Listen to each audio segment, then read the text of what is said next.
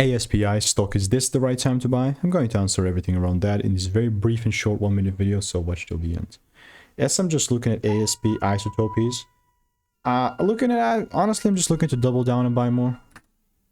Ultimately, with this, I mean, my most recent prediction was such a beautiful call out. I mean, ranges back from when it was like $4. Right, this is when it was $4, when I really made it before 1st of April when I made this video, right? Yeah, here's the video link proof.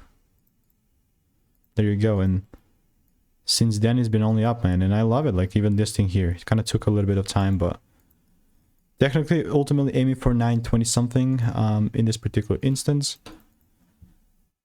How I will be getting involved is if the price does pull down and shows me some sort of double break, then and only then I'm buying. Other than that, it's pure noise. So we'll continue to keep you updated, and if you want to learn how I'm making 5-10k per month with our indicators, click the first link in the description and get my free emails. Goodbye and enjoy.